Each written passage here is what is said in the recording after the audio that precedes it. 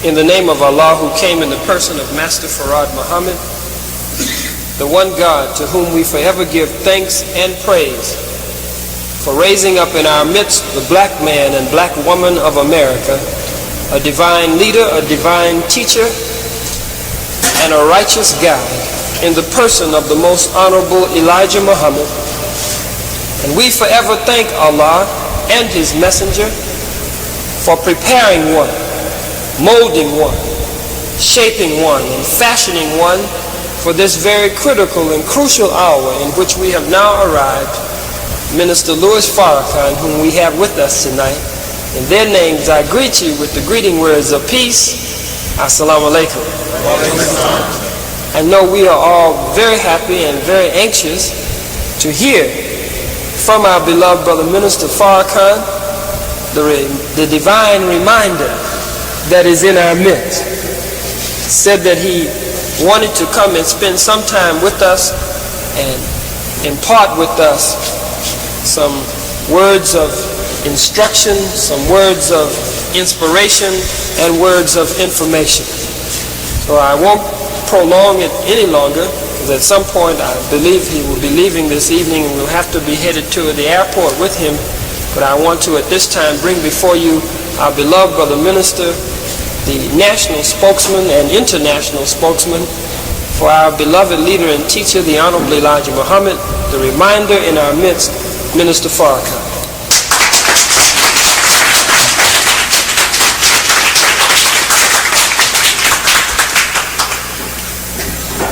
In the name of Allah, the Beneficent, the Merciful, who came in the person of Master Farad Muhammad,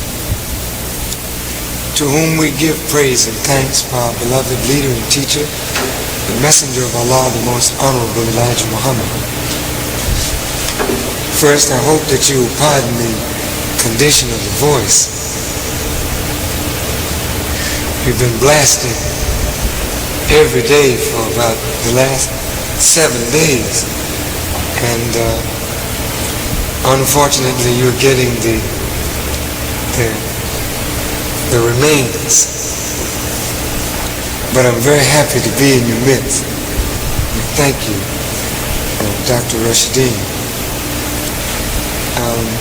First, I want to say to each of you who want to help in the restoration of the Nation of Islam, that what we're attempting is not a lightweight thing.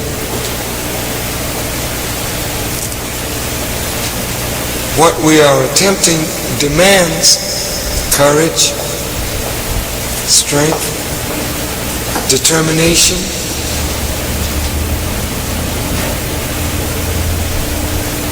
fearlessness, but above all, what the time demands is that we put our complete faith and trust in Almighty God, Allah, Master Farad Muhammad. The 40 years of Messenger Elijah Muhammad in our midst represented to us an example that we should draw from if we want to know how to go in this time. Look at his example. If we want to know how we should conduct our lives, look at his example. If we want to know how to be successful in the midst of our enemies, again, look at his example. And if we follow him, we'll be successful. He told me once of a parable or some writing by the scientists picturing 2 mountain ranges and a tight wire between the mountain ranges, and below, destruction, death, rocks, pitfall, and everyone that tried to walk down that road or that wire fell off. And the only one that made it was Muhammad. And when he said that around the table, we thought over it.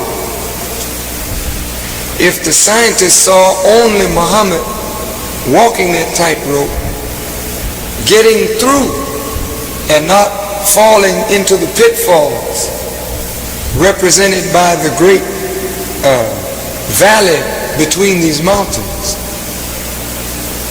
then the thought came to my mind that the only way that we can make it through these crucial times is that we must put our feet down where his feet have trod, lest we make a mistake. I want you to know, brothers and sisters, that even though you don't see someone giving me orders, I am under orders. I'm not left out here to do my own thing.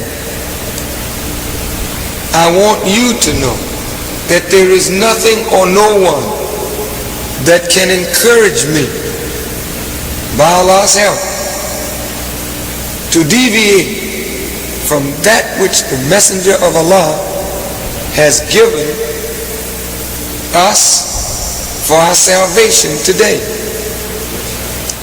There are many who desire certain things, but if these desires are not in harmony with what Allah and the Messenger have laid down, then I cannot follow your desires, no matter how strong your desires may be. I will have to either walk on without you, or you will have to conform to that which the Messenger of Allah gives to us. I'm not permitted to beg you to walk with me. No siree. I'm independent of you in that I'm not seeking followers, because I am not the leader. The leader is the Honorable Elijah Muhammad, and by his permission I sit in his seat, not to make new directions, but to follow his directions. I hope that this is clear, because oftentimes many thoughts come up from the world and from the pressures of the world to change this or change that, or to make this innovation or that innovation. If I started making innovations, then I'm my own man rather than the messengers.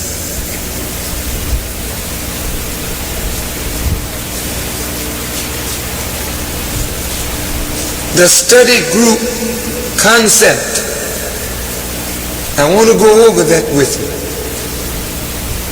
Then I want you to ask me questions. Why, brother, don't you set up a temple right now? Why, brother, don't you do just like the messenger did? Are you sure you know how the messenger did?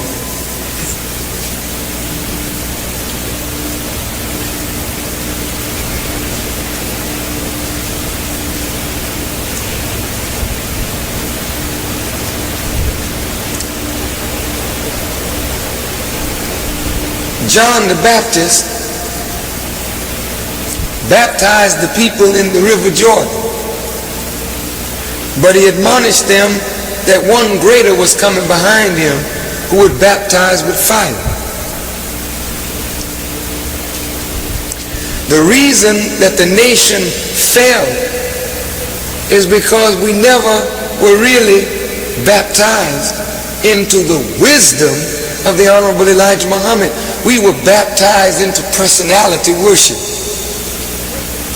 So each person followed their minister.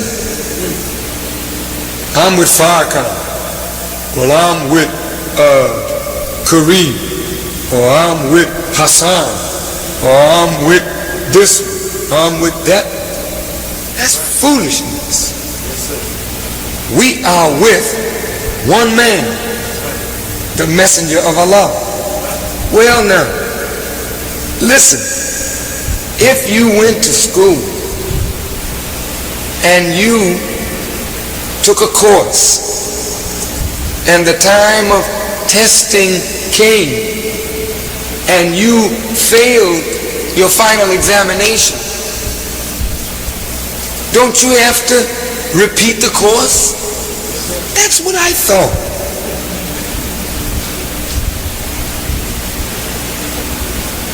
After the 40 years of the Honorable Elijah Muhammad, when his son came in, we were taking an examination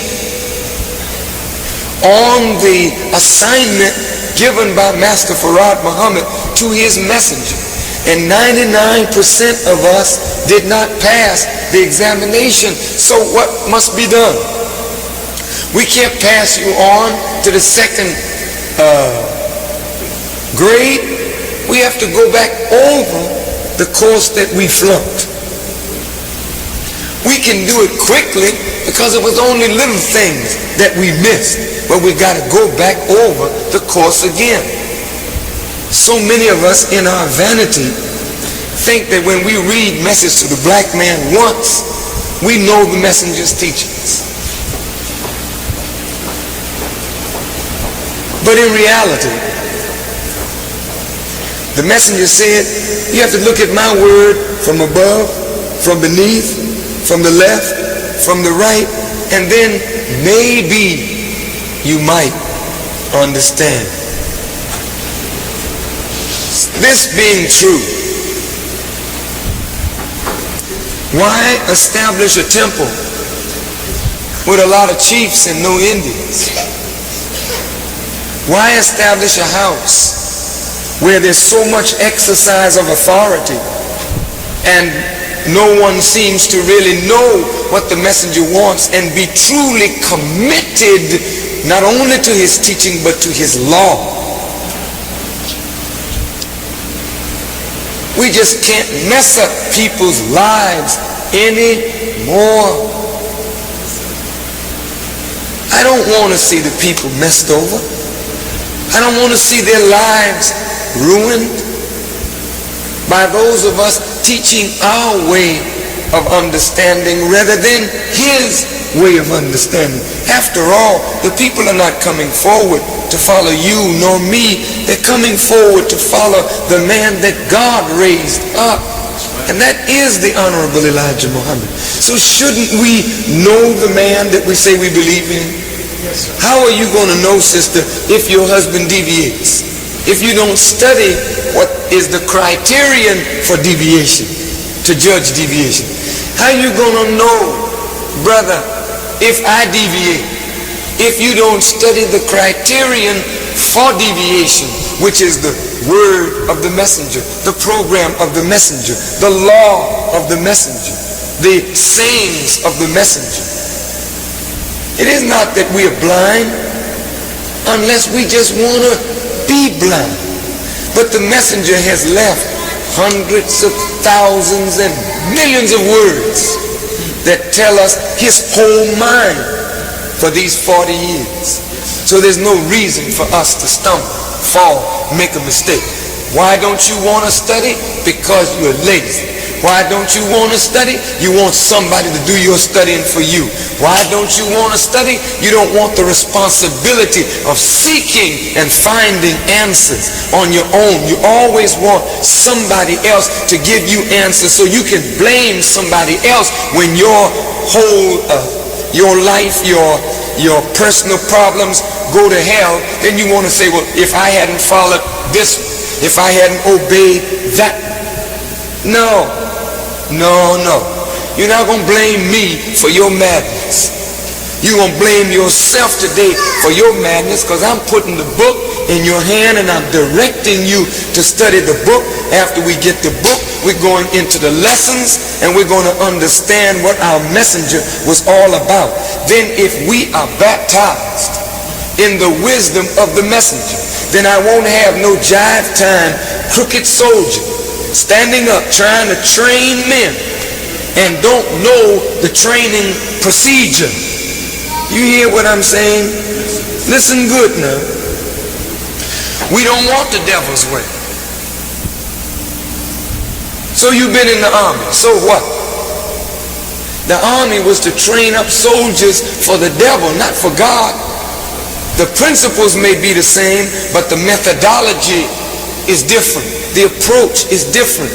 The approach to training the black man and woman will come out of the divine word of Allah.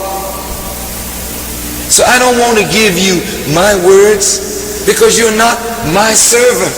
You're the servant of Allah and the messenger. So I want to give you the messenger's words, and I want to give you Allah's words as found in the Quran, in the scriptures, and of course the messenger's words and Allah's words in his writings. Then when I give you those words, what can you argue with me? If I give you my words, and you may have something to say about that, but if I give you his word and we're all here to accept his word as law, then okay, we are together, we're unified.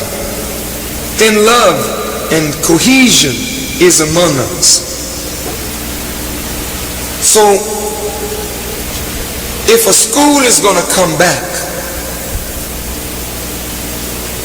if farms and factories are going to come back, what is the basis of a farm, a factory, a school, and training? Is it not the word of God? Do we want to run a farm like the capitalists who exploit and rip off our people? Do we want to run a school like the nuts that are running the public schools in America? Or do we want to run a school according to the divine law, will, plan, program, methodology, and psychology of God?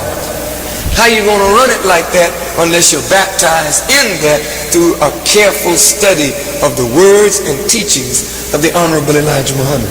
This is why we want it studied rather than jumping out, setting up temples. Study. Why study? Because 98% of us probably have fallen in the mud, in the interim, in the absence of the messenger. All of us are not clean. In fact, I could go so far as to be bold enough to say there's none clean, no, not one. That's a pretty terrible statement then. Well, how are we going to invite people to cleanliness if we ourselves are not clean and not examples of cleanliness? And I don't mean washing our face and our hands. Certainly we have a beautiful shine and we look like the old Muslims. You know, but we don't want to be external fellas or external sisters. We want to be internalizing this teaching so that it radiates from within. Yes. Does it make sense? Yes, sir. Now these are not just words I'm speaking, but by Allah's help, this is going to be and is now required of us. Now,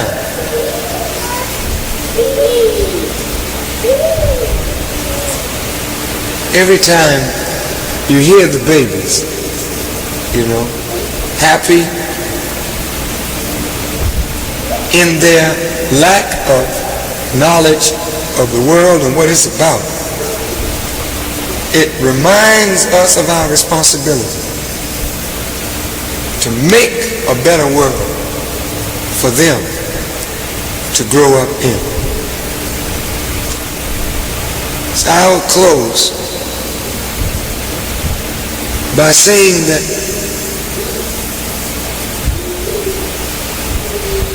I'm not going to give up study group concept. no matter who doesn't like it. We're not going to give it up. We're not going to follow your way. If your way is not this way, we're not going to follow you. The Holy Quran says of the Muslims, they wish that the messenger would be pliant, flexible, bend, so they could be pliant too. Everybody wants to bend the teacher so that they can bend too. And if I bend that much, you bend this much, then those behind you bend that much, and before you know it, we're all out of line. That's why those of us who are at the point, we can't bend not one jot nor one tittle away from the law and teachings of the messenger. That's why I wanted a study group. You know why? Because the study group puts the focus on the messenger, where the focus belongs. If you put the focus on Brother Farrakhan, maybe I got a spot and a blemish, and the spotlight being on me, you may find my spot and blemish, and then I will be guilty of damaging your faith because of a spot on me. So I put the spotlight on the man who can take it, and meanwhile behind the door scrubbing and a washing going on, so that when the light does fall on me, I can say, all praise is due to Allah. The light found me, but I got out the bathroom just in time. Here I am, brothers and sisters, clean.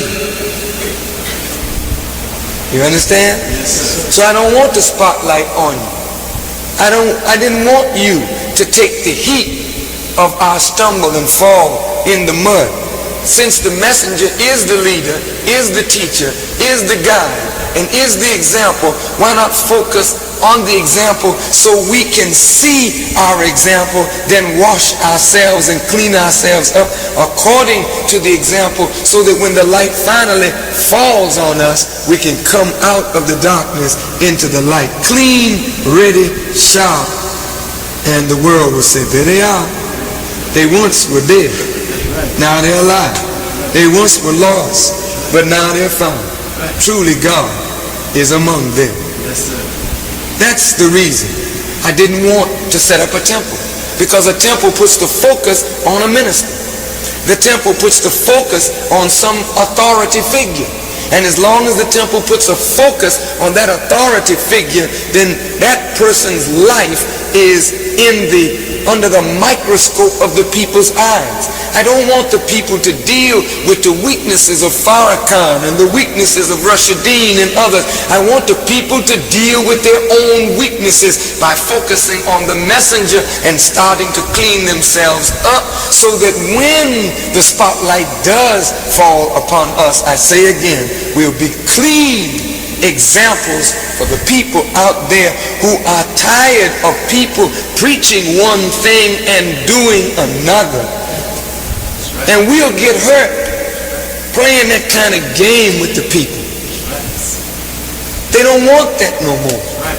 They got that in the church. They got that in the lodge. They got that in the school. Must they find that also with us too? That's why I said, let's study.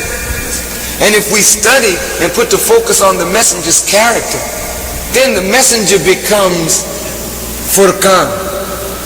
The messenger becomes the criterion by which you make the distinction between truth and falsehood, right and wrong. And then you check yourself and see, how do I measure up to my teachers? Well, I ain't doing too good today. Let me get it all together. Then after you get through the messenger's books, you should be willing now to impose discipline on yourself. Isn't that the best discipline? Yes, sir. That's right. Again, I wanted to protect the followers, to give them an environment to grow in, unencumbered and unhindered by a lot of personality clashes that come when authority is delegated. But if we're just in our home reading and studying, or in the top reading and studying, why should personalities interfere with our study of the words of the Honorable Elijah Muhammad? Then the devil don't know where you are. They're spread here, there, because this is his fall, brother and sister. And in the fall, you can't act today exactly like you acted in 1930, because this ain't 1930. This is the culmination of a whole world. This is the wind-up of everything. So we've got to be wise, careful, prudent, pragmatic, intelligent, and above all, righteous. Now,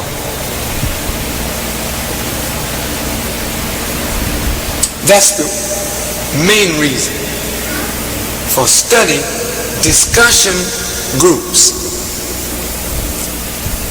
Second reason,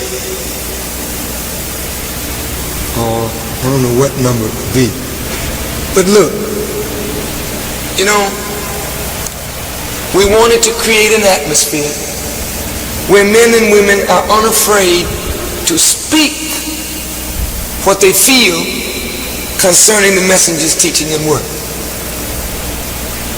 You hear what I have to say, I hear what you have to say. What does this produce? It produces respect for each other's thoughts and opinions. What does it do? It breaks down barriers between us, so that if there is some disagreement, we don't take it behind each other's back. That's not the way to solve a problem. We don't take it through somebody to get to somebody else. That's not Islam. If we are brothers and I offend you, don't go to this brother and say, look, I can't talk to Farrakhan. You tell Farrakhan, I don't like what Farrakhan is doing. See, Farrakhan, he ain't doing this thing right. Now, what are you doing? You are using this brother as a sounding board. But in reality, you ain't using him as no sounding board. You poisoning him with the poison from your board. You understand? You are winning an ally to your cause because you are you're cowardly to go to your brother and speak to your brother or your sister, sister to sister, brother to brother, and voice your disagreement, dissatisfaction, so that together you work it out. If we don't come to each other like brothers now, when there's just so few of us, when are we going to do it? When there's a mass movement here, you know, we may not be able to do that. So we want to set the tone now while we are small. Go to your brother. Go to your sister. If you got a problem, if you got a disagreement, go to them respectfully. I was hoping by not giving out any titles, I had something very definite in mind. After having been in the nation for 25 years, I saw us respond more to titles than we did to write. I don't like that. I hate that, brothers and sisters, because it makes you little prostitutes, little power junkies. Whoever got the power, this is the captain, this is the minister, I'll try and get next to him. That's right. That's right. Oh man, that's a drag. This cat got some money, I'll try and get him next to him. So you become a little prostitute. You're not thinking about what is right. You're thinking about who got the power. And right got the power today. Wrong don't have no power. I don't care what position it got. You ain't the president. That's a chump that's wrong. He ain't got no power. Can't solve no problem because he's wrong. God's hand is against him. So I don't care who the minister is, who the national representative is. It don't mean nothing. If the minister ain't right, if the national representative ain't right, if you ain't right, they ain't got no power, because the power is in right. But a little brother, a little sister that don't have no title, if they right, the power is there. Wherever truth is, that's where the power is. Wherever right is, that's where the power is. And that's why I didn't want to give out no titles, because I didn't want you gravitating toward titles. I wanted you to grow in the gravitation toward what is right, to stand against the thing that is wrong, to correct what is wrong, so you can march together toward the goal. Yes. That's why I didn't give out title, minister, captain, secretary, and this big shot, this and big the other. Because I know us. As long as there's a title, man, I'm coming. There ain't no title. You ain't making no captains. You ain't making no sister captains. What the hell I'm going down there for? I'm captain material. I'm minister material. I know the teachings of our Honorable Elijah Muhammad. The minister wanted all for himself. That's why he ain't making titles. He had the title minister before the messenger left us. I can't take his title away if he wants to serve the Honorable Elijah Muhammad in that capacity. He's Minister Rashidin. But don't get uptight because he didn't make a captain. I just didn't want no crazy man exercising power and authority over the few little people that wanted to study the messenger's teaching. I wanted all of you to grow together in the pool of Siloam and get your eyes cleaned out and everything else that needed cleaned out, so that when we do give out titles, they're titles in a brotherhood, not titles of power and authority.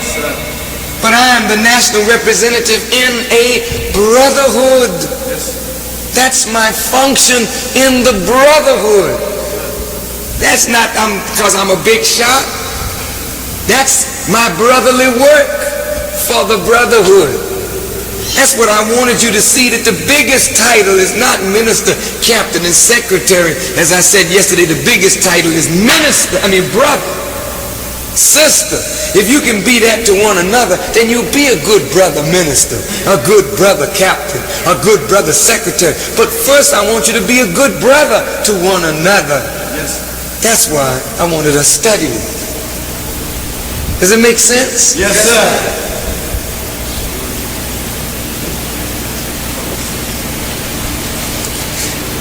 I don't always explain it fully in detail. But that's a test too. Yes, sir. To see whether you really are with your brother. I tell you some things. But if you make me tell you all things, everything, all the time, then you're wasting my time and yours. Certain things you should be able to see. But if you're in doubt, always ask questions. Yes, sir. But if it's just doubt, and after one doubt is removed, here come another. After that doubt is removed, here come another. After that doubt is removed, here come another. Well, you just a doubter, and a doubter, we can't waste no time with you. Just doubt yourself right on back out of the street. That's a whole world full of doubt. You know what I mean? Yes, sir. I almost begged Dr. Rashidin. I actually begged him to be independent.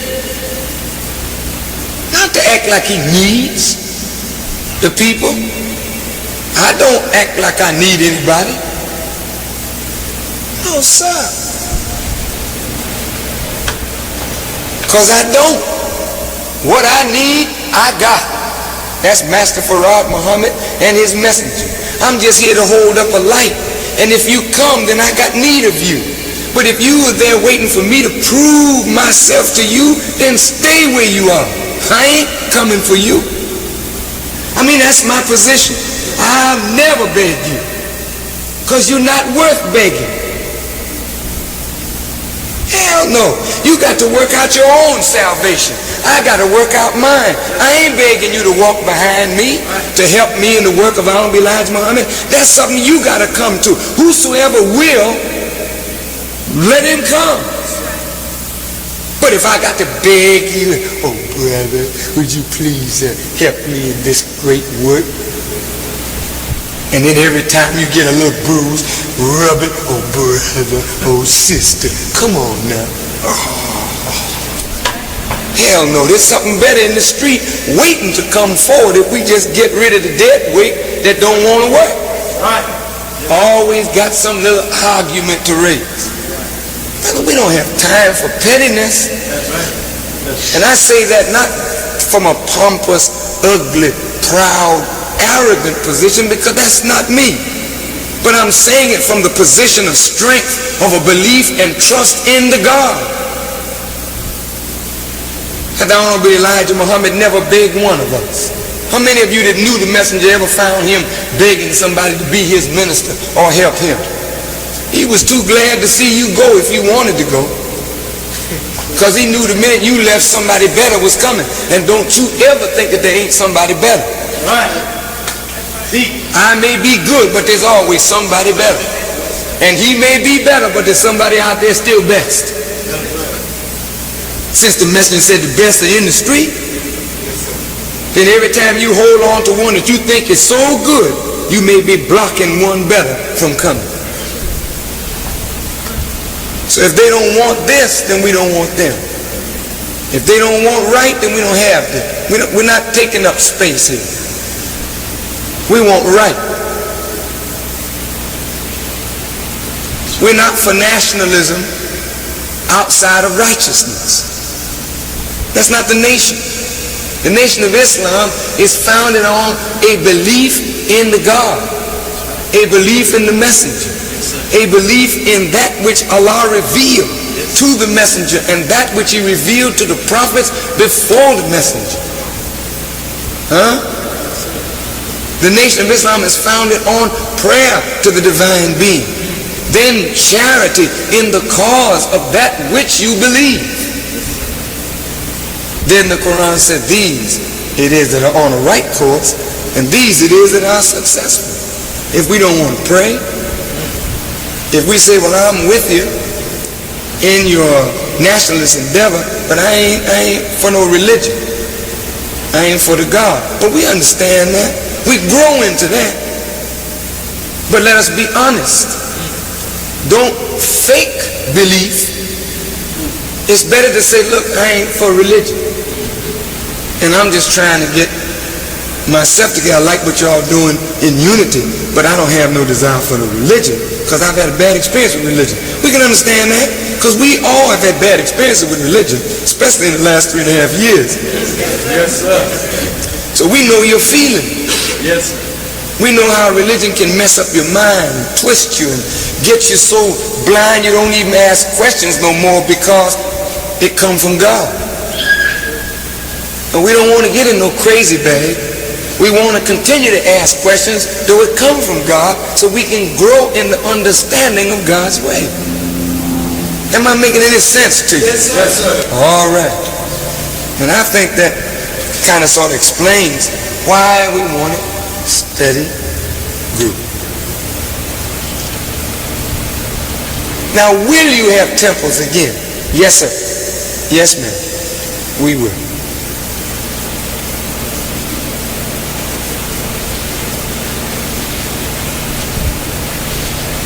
Will we have schools again? Yes. We must have school even before temple. Yes, sir.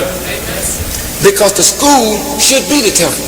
Since he called it temple, temple is a place of teaching. School is a place of teaching and learning. So that's what the temple is. Are you, Brother Farrakhan, really for Dr. Rushadeen and what he's doing at the top? I want to say this very unequivocally. I love this brother.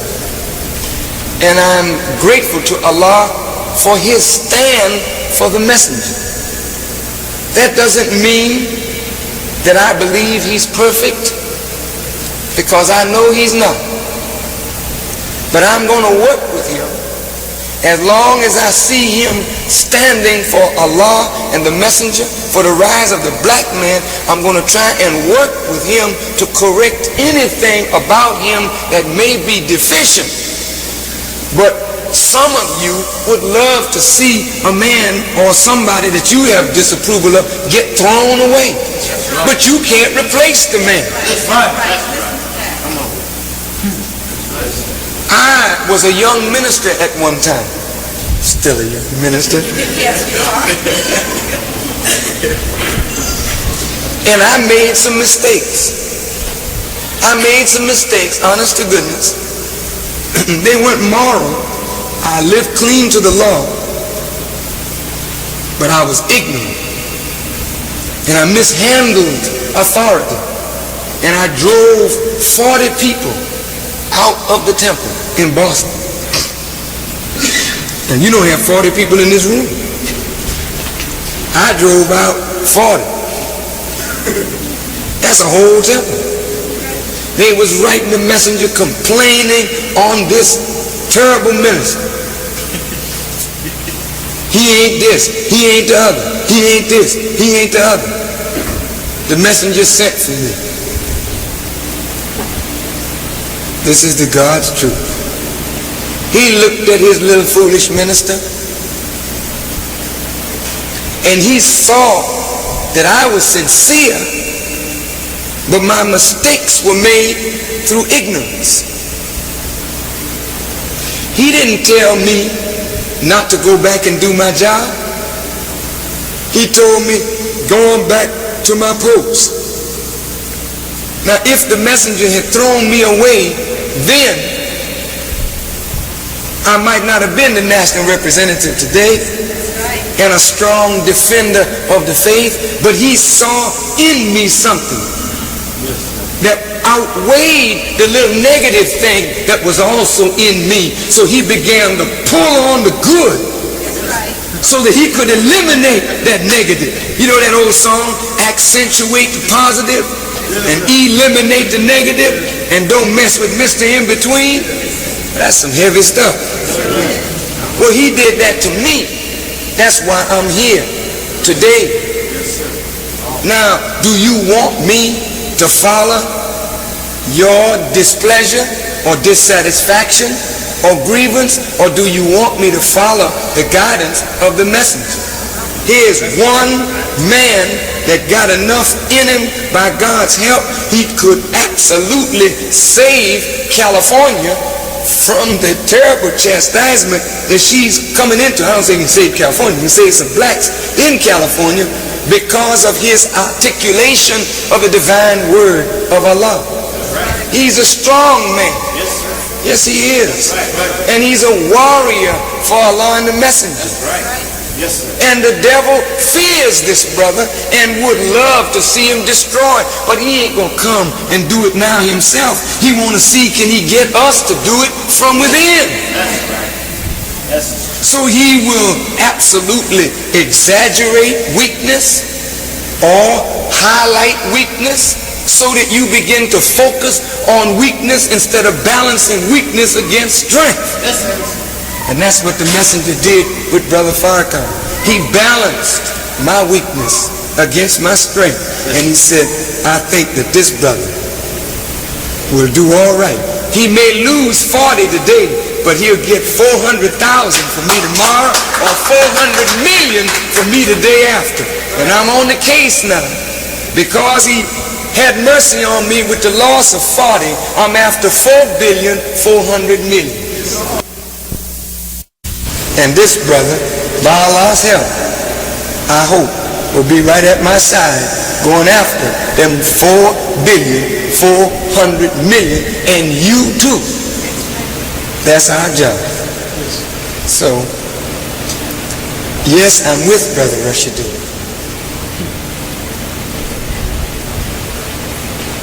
And I thank Allah for him, and you should too. Well, are you with the top? I'm in the top.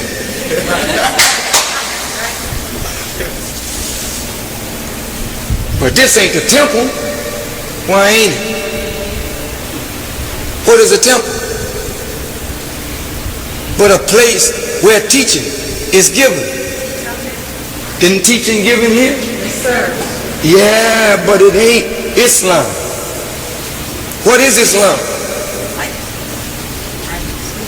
And what was the first form that the messenger sent out to everyone who came to believe? Was it not actual facts? And didn't he say, have the actual facts on the blackboard before the minister arrives? Don't you think a minister can arrive on these actual facts? I think so. Yes, sir. Be slow to judge and be quick to understand. Listen. Be slow to condemn and be quick to show mercy. Be slow to condemn and be quick to forgive, because the one who condemns is also condemned in condemnation, for that one too stands in need of the mercy of God. Yes, sir. Oh, praise So with your help, we will correct whatever is incorrect. But we must march on. Right. Allah will abundantly bless you, this house. But you must put yourself in a position to be blessed by making ourselves acceptable to the God. If I know that there are things that I'm doing that I know he wouldn't accept, there ain't no sense in me rationalizing what I'm doing. The thing that I should do is get rid of what I'm doing that's unacceptable. It's not that I'm unacceptable or you're unacceptable. It's what we're doing that's unacceptable, so clean it up. Remember the messenger's teaching? If you don't clean up, you're out of luck with us. Why you got a study group, brother? To give you time to clean up. And to me, that's mercy. Why are you so merciful, Brother Farrakhan? Oh, I love to tell you this, because I have been shown mercy.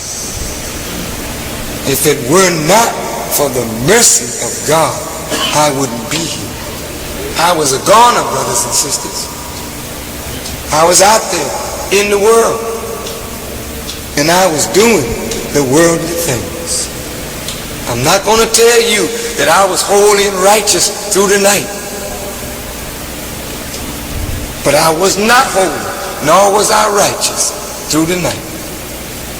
But the mercy of God found me in the night and awakened me in the night, that I may get up and walk in the light. So I took off my grave clothes and I'm trying on again my garment of righteousness. And that's why I must be merciful to those who are with me, because he was merciful enough to allow me to be. And since every one of us stand in need of Allah's mercy, we don't need taskmasters over us who don't understand what that quality is and what forgiveness is. And that's why I had to stumble and fall and go all the way down. I often wondered why the old Christians songs and whatnot showed St. Peter at the gate. And you couldn't get into heaven unless you had to go by St. Peter. And I didn't understand that. The reason Peter was at the gate is because Peter was the least worthy, because of his denial of Jesus in the trial. God had mercy on him, so he was the best one to put as the porter of the gate of his father's house, because he knew what mercy was. That's why he was there, so he could show mercy to everyone who wanted to come in. Isn't that beautiful? Yes, sir.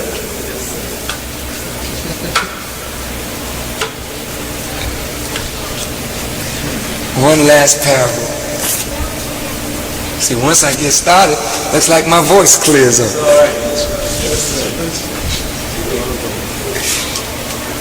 Do you remember the parable of the prodigal son?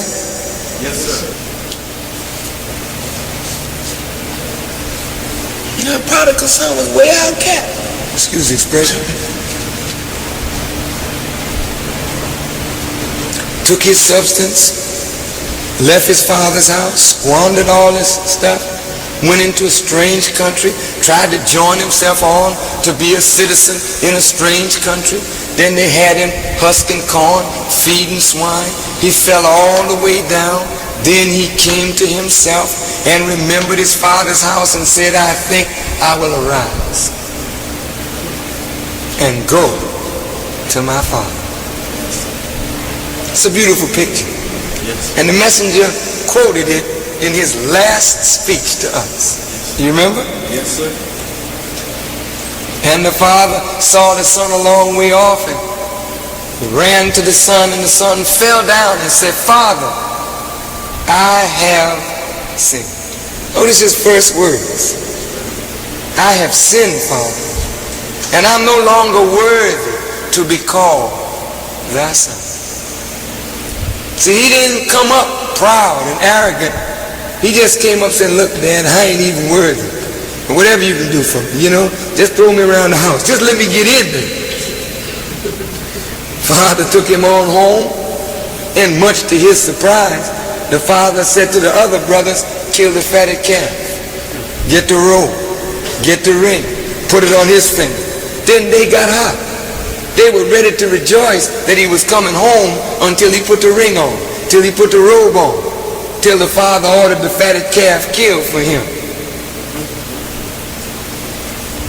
And then the father had to spank them jealous brothers. Say, you should rejoice that this that was lost is now found. This that was dead is now alive. This that was blind can now see. You see?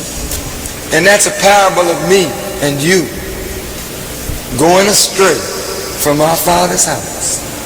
It's a parable of the nation, the black nation, leaving Africa, coming into America to join on to a strange people and a strange ideas, alien culture. But it's also talking about the nation straying from the messenger's teaching, and it's talking about an individual in the nation who went astray.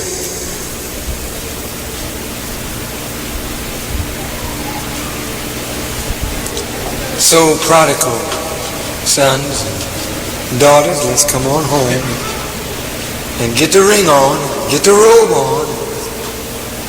Let's get the fatted calf together and let's go on and do the job that God has called us to do.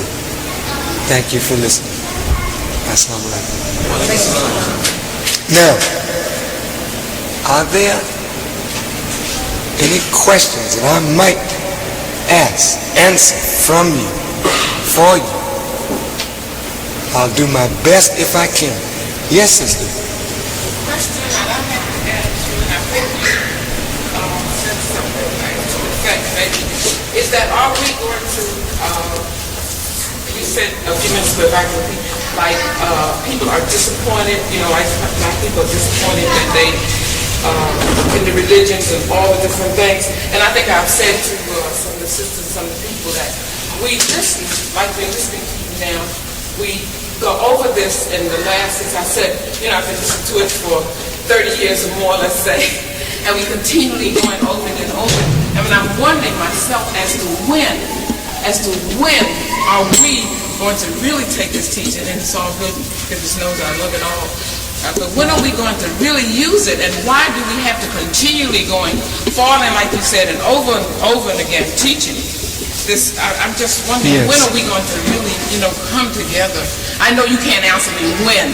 I know that's a big question, but no, I can't. I just have a lot. I'll answer you when. Yeah, okay. The reason we had to go up and down, sister, is because we're dead.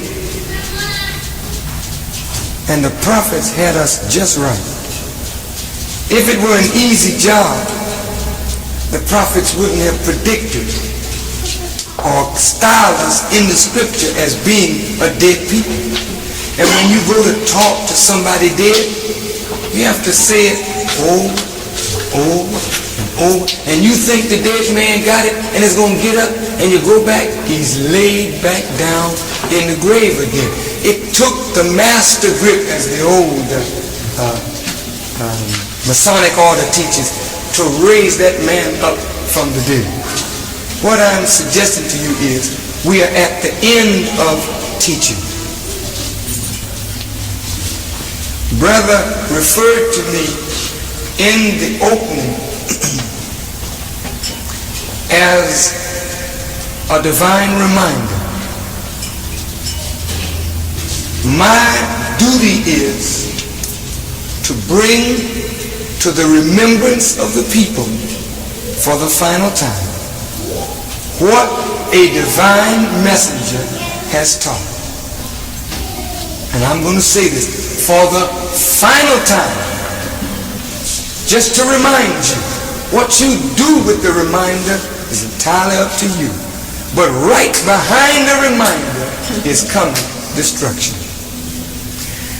So I'm not worried about you and me not acting on what the messenger taught. If it was left up to hearing teachings, we'll be another 1,000 years listening to people teach. But before the messenger left us, these were his words to me. He said, brother, after you teach a people for 40 years and they don't respond, they need something other than teaching. That's right. That's right. He was telling me that the whipping that is divinely prophesied, that is called the chastisement, is here. And that I don't have to worry about whether we're going to obey. You ever notice when you were young and you did something wrong and mommy told you, don't do that again. And you kept playing until all of a sudden mama got angry or daddy got angry and hit you. And when he started hitting you, you said, I do what you tell me, I do what you tell me. And he said, yeah, I know you're going to do it. I know you're going to do it. But when he get finished putting it on your behind, you ready to do anything to get that thing up off of you. Well, I'm telling you, I ain't going to have to talk long at all. Because when Allah get through putting on us what he going to put on us, we going to holler back, I'm going to do it. And you damn sure going to do it this time. You ain't going to miss. You're going to die. There is no alternative. You're going to do or die, because Allah is totally independent. That's right. And he told them elders in Israel, under Moses, they had the same problem, wandering around 40 years in the wilderness. Why wander? Because they were so rebellious. So he just let them all die out, and he took their children. See, and the reason we've been up and down like a doggone yo-yo is because we weren't made for the messenger's teaching. That's right. We always had some excuse. We followed him from a distance. We ain't never followed the messenger. Not really like we should. Look at this. I'm just giving you a picture. You put the sisters in the uniform, they are always trying to make the uniform their way. The messenger make it one way, they want to make it another. The messenger tell them put their hair in, they want to let their hair out. The messenger tell them do this, they want to do that. The brothers the same way. You never really followed the messenger. We followed him in name. But there's a group coming up out there now that's 13, 14, 15 years old. You don't have to tell them twice. Tell them once, they jump straight into it. They say, oh, this is what I've been looking for. That's why he kept telling us that his best followers was out there in the street. Because he knew that we who were following him and listening for 30 or 40 years were not his best. So I'm sure all of us going to be good. Oh, yes, sir. Because it ain't going to depend on nobody talking to you. It's going to depend on you getting that whooping. And when you see, and I see, the death angel and what that death deliverer does inside this country, and when you see that beast coming up in the fullness of his fury, like you may not have seen him in your lifetime or mine, but like your great-grandparents saw him, you're going to see him again like that. And you're going to call on your God like you never called on him before. And you're going to come together and stop this little petty bickering. And you're going to soldier, because death will be the penalty if you miss. Remember the tightrope? Yes. You misstep, it's all over. Make it plain. Yes. Thank you, sister.